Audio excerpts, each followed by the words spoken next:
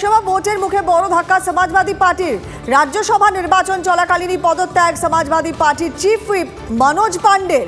কথা বলবো, আমাদের সঙ্গে রয়েছেন প্রতিনিধি জ্যোতির্ময় কর্মকর।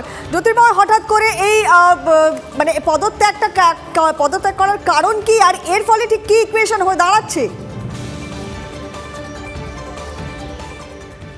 দেখো, সামগ্রিক যে ছবিটা, সেই ছবিটা যথেষ্ট গুরুত্বপূর্ণ। গত কয়েকদিন আগেই উত্তরপ্রদেশের মাটিতে কংগ্রেস এবং সমাজবাদী পার্টির লোকসভা নির্বাচনে সিট শেয়ারিং চূড়ান্ত হয়ে গিয়েছে।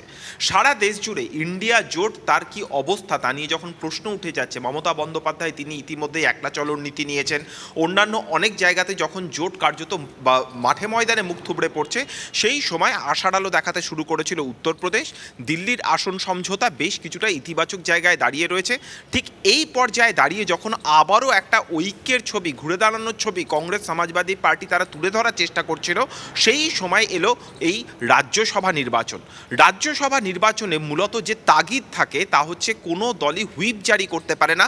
প্রত্যেক বিধায়কের স্বাধীনতা রয়েছে তিনি কোন প্রার্থীকে ভোট দেবেন সেই বিষয়টি চূড়ান্ত করার। অখিলেশ যাদব তিনি গতকাল একটি ডিনার বৈঠক ডেকেছিলেন, যে বৈঠকে তার দলের সমস্ত বিধায়করা একজোট রয়েছে কিনা তা তিনি পরোক্ষ করে নিতে চেয়েছিলেন, কিন্তু গতকাল সন্ধ্যেতেই স্পষ্ট হয়ে গিয়েছে ৮ জন বিধায়ক যোগ দেয়নি। আর তারপরেই আজ সকালের সব থেকে বড় ধাক্কা, যে মুখ্য সচেতক পদে যিনি ছিলেন, সেই মুখ্য সচেতক পদের ব্যক্তি তিনি সরাসরিভাবে রেজিগনেশন দিয়েছেন এবং তিনি যোগী আদিত্যনাথের কাছে তিনি ইতিমধ্যেই তিনি দেখা করার জন্য অ্যাপয়েন্টমেন্ট চেয়েছেন। অপর দিক থেকে কংগ্রেসের তরফে যে খবর আসছে যে মহারাষ্ট্রে সেখানে এই মুহূর্তে রাজ্যসভা নির্বাচন না থাকলেও সেখানে যিনি ওয়ার্কিং প্রেসিডেন্ট তিনি সরাসরিভাবে তিনি পদত্যাগ করছেন এবং তিনি আজকে বিকেল 4:30টার সময় বিজেপিতে যোগ দিচ্ছেন। কর্ণাটক থেকে যে খবর আসছেন, ডিকে শিবকুমার তিনি নিজে কার্যত দুর্গ সামলাচ্ছেন, সেখানেও ক্রস ভোটিংয়ের আশঙ্কা রয়েছে। একইভাবে হিমাচল প্রদেশেও ক্রস ভোটিংয়ের আশঙ্কা রয়েছে। অর্থাৎ একটা সামগ্রিক একটা চিত্র উঠছে যে কংগ্রেস বা সমাজবাদী পার্টি তারা নিজেদের ঘর সামলাতে পারছে না। ফলত আগামী দিনে লোকসভা নির্বাচনে তাদের উপর মানুষ কতটা আস্থা রাখবে সেই প্রশ্নটা বিজেপি আরও একবার এই রাজ্যসভা নির্বাচনকে ব্যবহার করে রাজনীতির মঞ্চে তুলে দেওয়ার চেষ্টা করছে।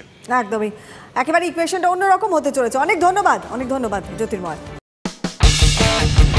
কোনো পুরনো খবর নয়, সকাল থেকেই পুরো দিনের আভাস, লোকাল থেকে গ্লোবাল, ঘটনাস্থল থেকেই রিপোর্টারের মুখে শুনে নিন আসল ঘটনা। দিন শুরু করুন TV9 বাংলার সঙ্গে।